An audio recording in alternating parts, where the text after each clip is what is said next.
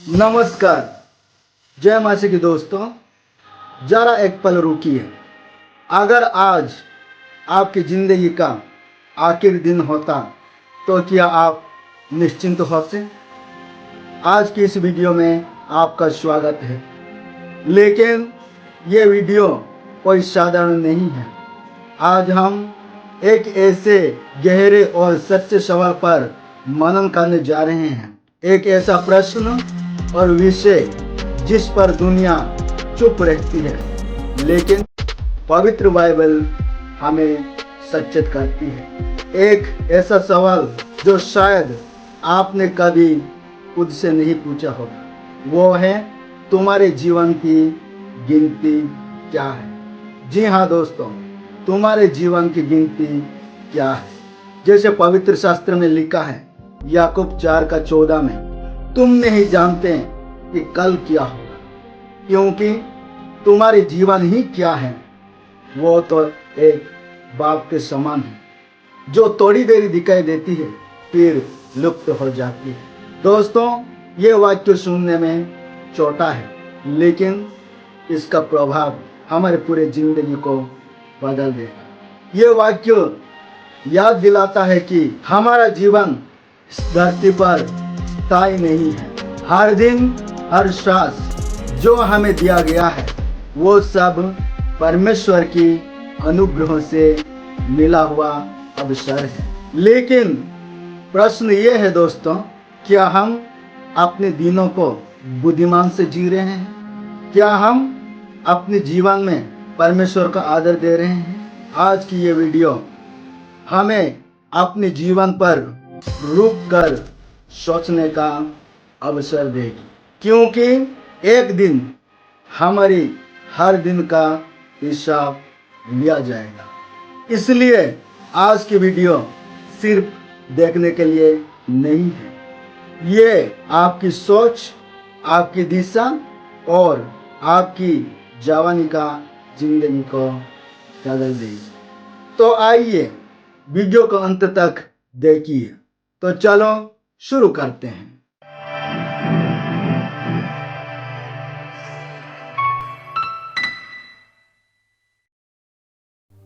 दोस्तों, हम सोचते हैं हमारे पास बहुत समय है, लेकिन सच ये है दोस्तों, इस धरती पर जीवन का समय बहुत छोटा है, बहुत सीमित है।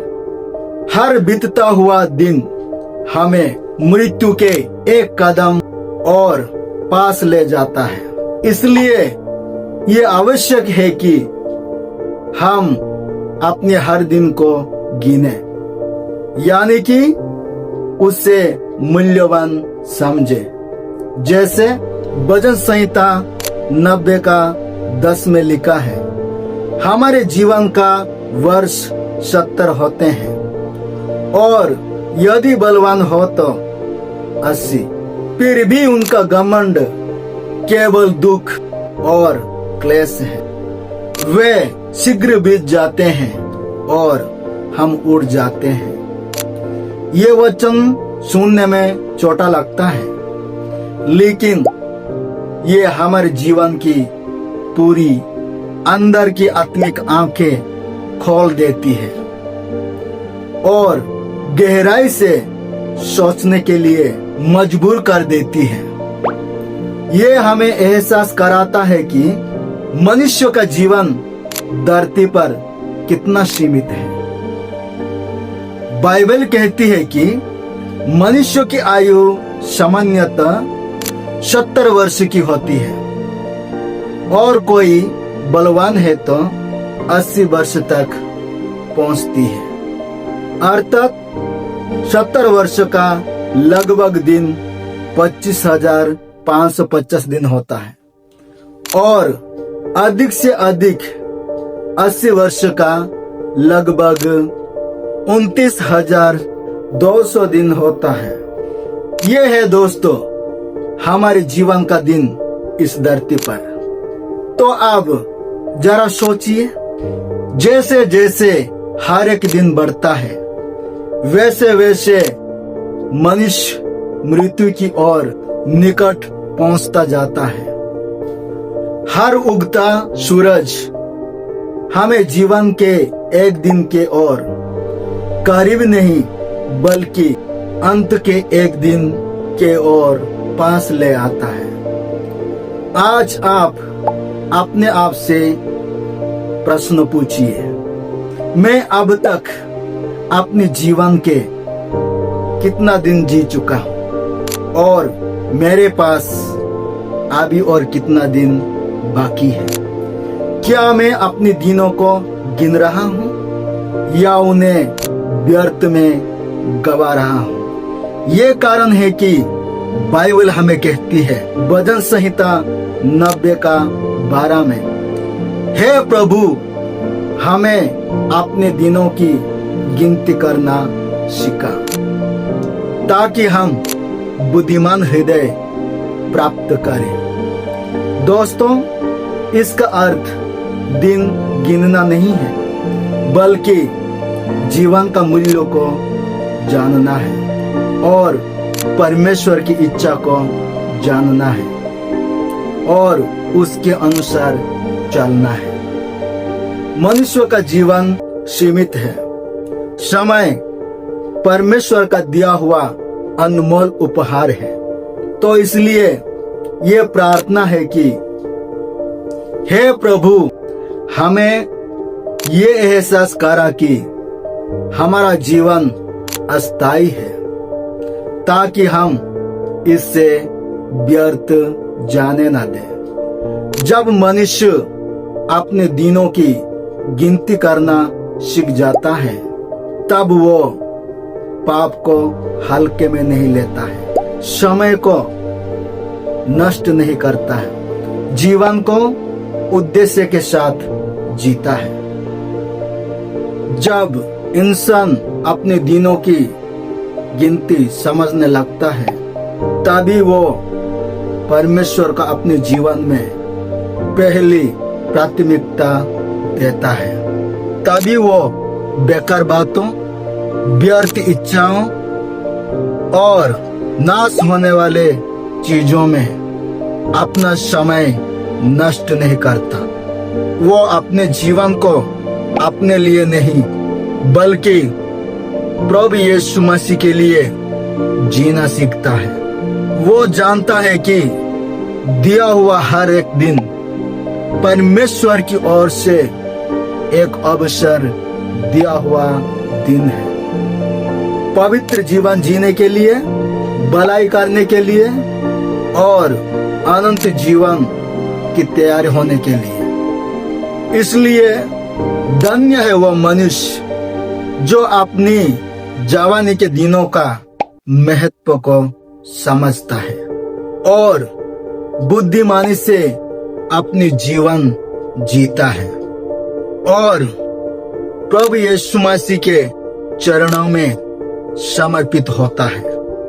क्योंकि जो अपने दिनों को गिनना सीख लेता है वही सच में जीना सीखता है।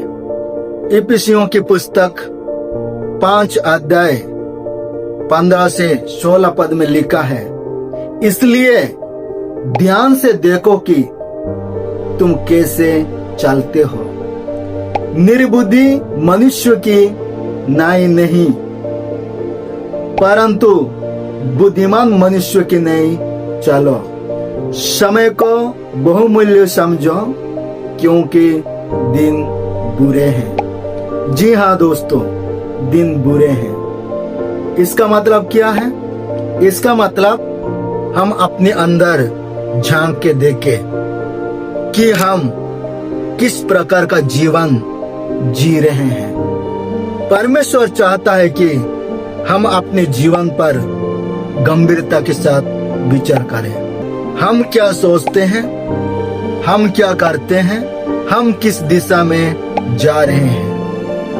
ये हमें सिखाता है कि बिना सोचे समझे जीवन न जिए बल्कि हर कदम सोच समझकर उठाए। निर्बुद्धि मनुष्य की नाई नहीं बल्कि बुद्धिमान मनुष्य की नाई उठाना है। निर्बुद्धि जीवन क्या है? निर्बुद्धि चाल चलने का मतलब पाप की अभिलाषाओं में जीना, मनमानी करना, व्यभिचार करना, समय और अवसर का मूल्य न समझना, परमेश्वर के वचन का नजरअंदाज करना, वर्तमान संसार की सुख अभिलाषों में ध्यान देना, यह है निर्बुद्धियों का चाल। लेकिन बुद्धिमानी से चलने का मतलब क्या है? बुद्धिमानी से चलने का मतलब परमेश्वर के वचन के अनुसार चलना, सही और गलत का भेद कर पाना, अनंत जीवन को ध्यान में रखकर निर्णय लेना, मसीह जीवन में आगे बढ़ना, यह है बुद्धिमान का चाल। बुद्धिमान मतलब सिर्फ ज्ञान नहीं, बल्कि परमेश्वर के आज्ञाकारिता से भरा हुआ जीवन है। समय को मूल्यवान जानो, इसका मतलब क्या है? इसका मतलब समय को खरीदना या चुराने की बात नहीं है। इसका मतलब जो समय और अवसर परमेश्वर के अनुग्रह से मिला है वो बहुत कीमती है।